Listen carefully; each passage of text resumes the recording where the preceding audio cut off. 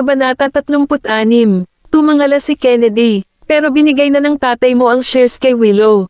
Mahihirapan siyang isuko iyon, at higit pa rito, nasa likod niya ang taong iyon. Ang taong iyon ay si Mr. Goldman. Napaawang ang labi ni Maisie. I've been observing their relationship mula nang makabalik ako. Kahit na pinoprotektahan ni Nolan si Willow, hanggang kailan niya magagawa iyon? Anong ibig mong sabihin? Si Nolan at Willow ay 6 na taon nang magkasama, ngunit wala siyang balak na pakasalan siya. Kahit hindi ko alam ang dahilan, one thing is possible to conclude. Bahagyang nanlamig ang mga mata ni Maisie. Hindi siya interesado sa ideya na pakasalan si Willow, ibig sabihin ay wala siyang planong pakasalan siya. Makakadikit lang si Willow sa kanya sa maikling panahon. Hindi magiging mahirap para kay Nolan na humanap ng babaeng mas magaling sa kanya. Konting panahon na lang para bawiin ko ang shares ng Vanna kay Willow. Alam ni Kennedy na totoo ang mga sinabi niya, ngunit nag-aalala pa rin siya. Walang garantiya dito. Paano kung pakasalan siya ni Mr. Goldman sa hinaharap? Kung si Willow ay naging Mrs. Goldman, siya ay nasa ibang klase. Imposibleng makuha muli ang shares mula sa kanya noon.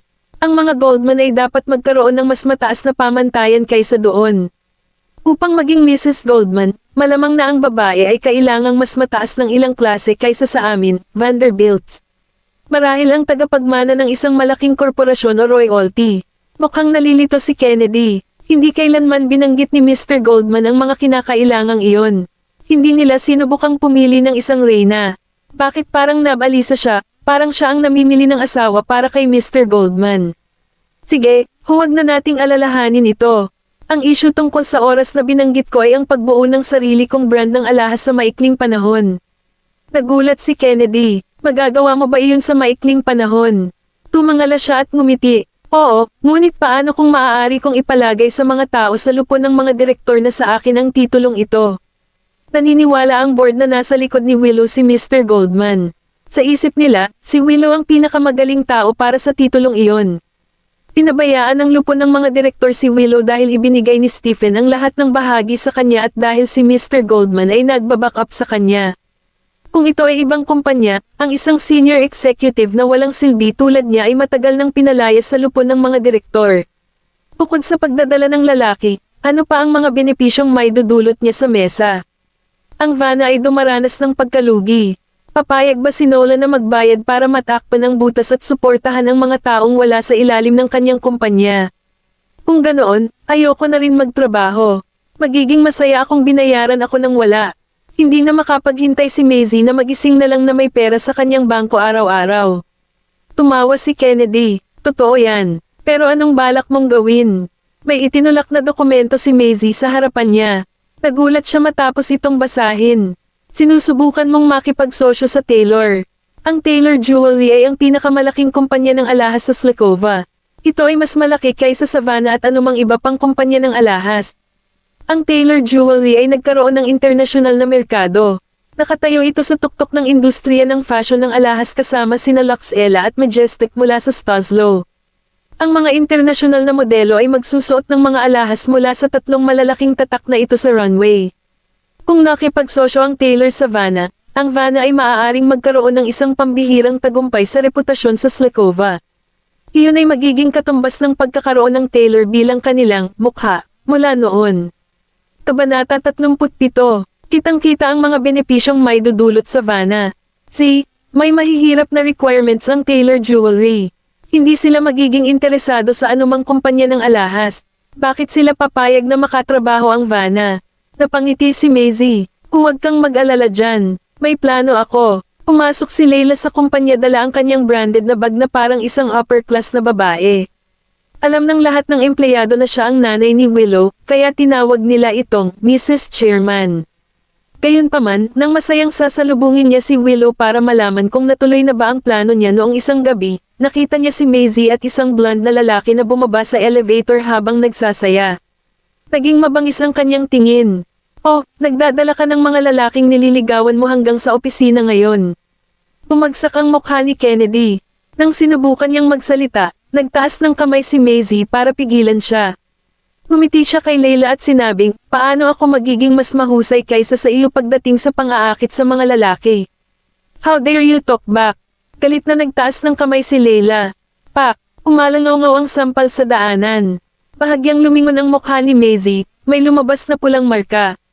Bago pa makapag-react si Kennedy, dama po ang mabilis na kamay ni Maisie sa mukha ni Layla. Dahil sa sampal, natamba siya sa sahig. Hinawakan ni Layla ang mukha niyang nahihirapan, habang mukhang gulat na gulat. Ang pula sa palad ni Maisie ay maaaring magpakita kung gaano kalakas ang kanyang inilagay dito. Naalala niya ang pulang bakas sa mukha ni Daisy at tiningnan ang mukha ni Layla ng mga sandaling iyon, naniwala siyang naipaghiganti niya si Daisy. How dare you hit me? Ayoko nang natatalo. Sinampal mo muna ako. Isang balik lang ang sampal. Malamig ang ngiti ni Maisie. Nang paalis na siya kasama si Kennedy, nakita niya sina Nolan at Willow na naglalakad. Nang makitang nasa sahig ang kanyang ina, nag-aalalang tinulungan siyang tumayo ni Willow. Anong nangyari, Ma'am? Paulit-ulit na sinasabi ni Layla kung gaano kasakit. Nang makita ni Willow ang print ng palad sa kanyang mukha, siya agad na lumapit kay Maisie at tinanong siya. Bakit mo sinampal ang nanay ko? Kahit na hindi mo siya gusto, hindi mo basta-basta pwedeng gawin yun. Ms. Vanderbilt, dapat mong suriin ang footage ng surveillance bago sabihin iyon. Itinuro ni Maisie ang mga kamera sa labas ng mga elevator na nakatutok sa kanila. Nang makita ni Layla ang mga kamera, nagbago ang kanyang mukha. Napatingin si Willow sa kanyang ina. Hindi iyon maganda. Siguradong may sinabi ang kanyang ina na nagiong dahilan para masampal siya ni Maisie, at nasa ilalim ito ng mga kamera. Pero, kahit na may sinabi ang nanay ko na kakilakilabot, hindi mo basta-basta maaatake ang isang tao. Napagpasyahan mo na sinimulan ko ito bago pa man tingnan ang footage. Walang taros bang tinutulungan mo ang iyong ina sa halip na tumingin sa ebidensya? Ngumiti si Maisie at tumingin kay Nolan na walang ekspresyon. Iniisip ba ni Mr. Goldman na dapat nating suriin ang footage ng surveillance? Nagkaproblema sina Willow at Layla. Napansin ni Nolan na may bakas pa rin sa kanyang mukha.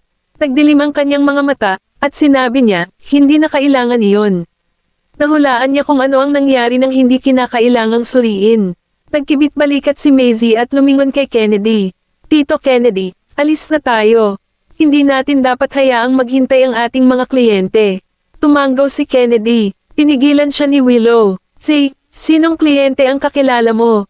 Para bang sinusubukan niyang magpakita ng magandang performance sa harap ni Nolan, nakangiti siyang naglakad papunta kay Maisie. Why not let me talk to the client? Gusto kong matuto mula sa iyo. Kabanata 38. Lumingon si Maisie at tumingin sa kanya.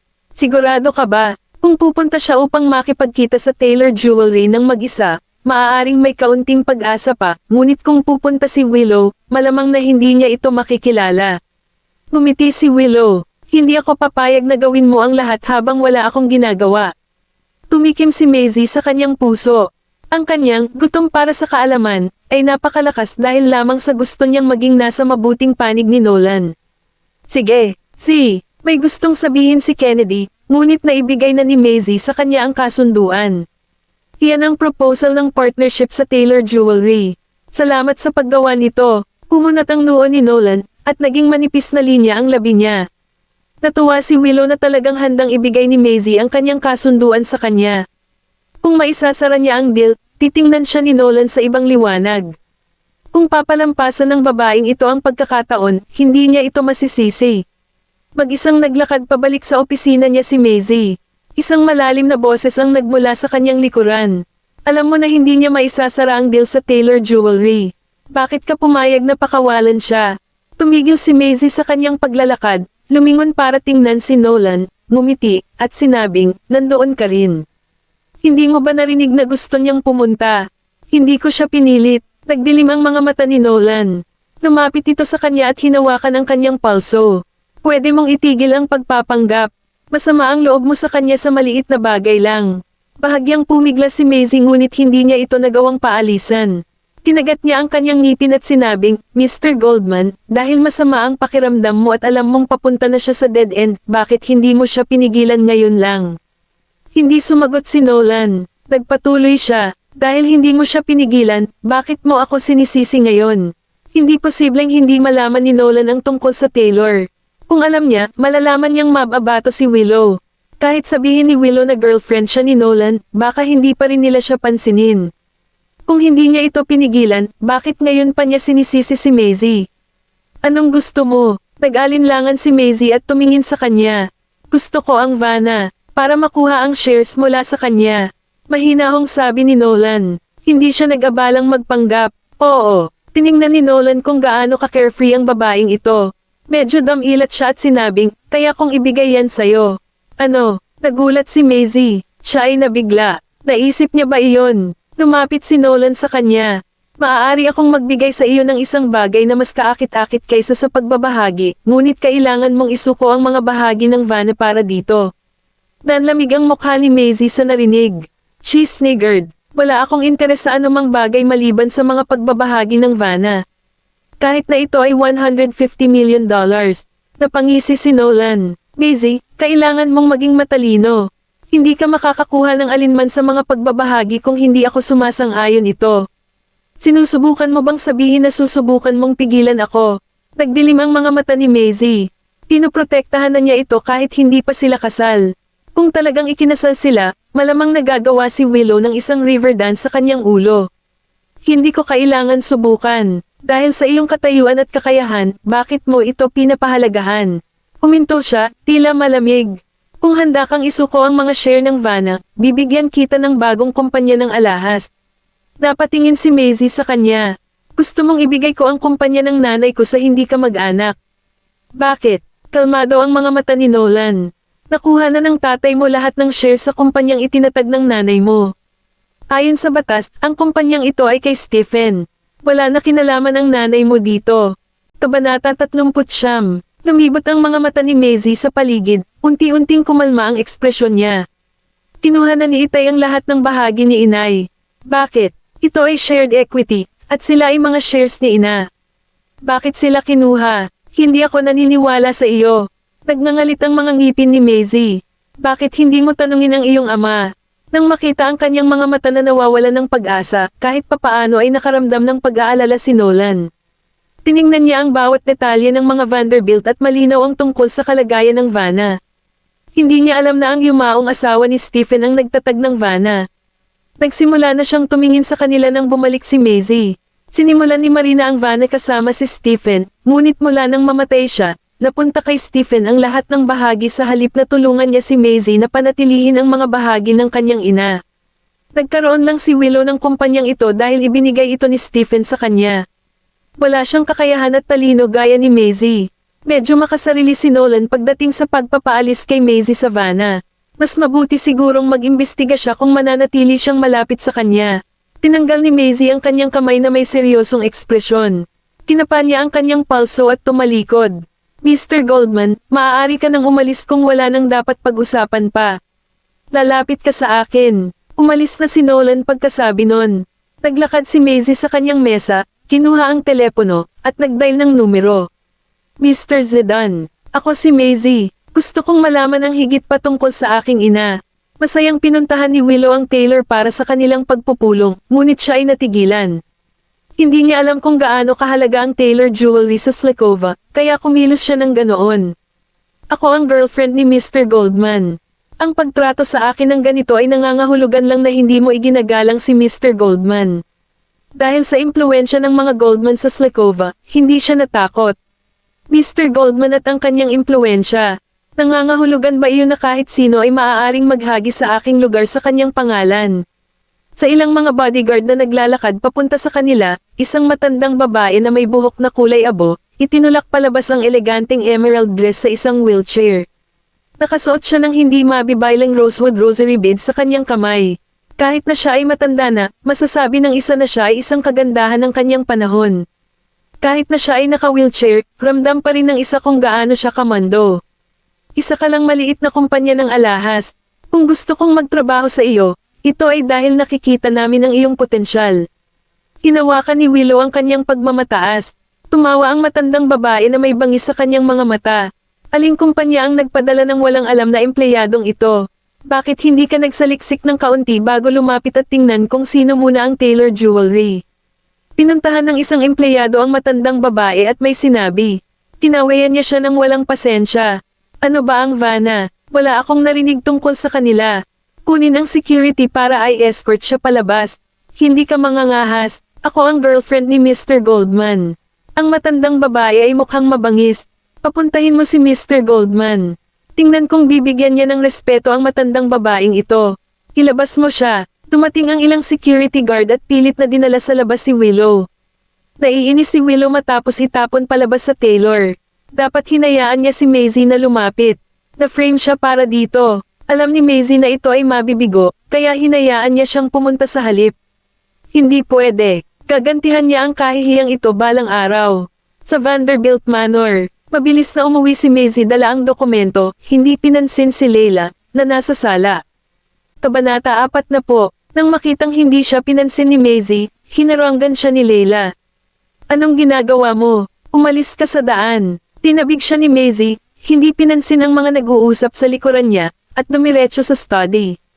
Inilapag niya ang mga dokumento sa mesa.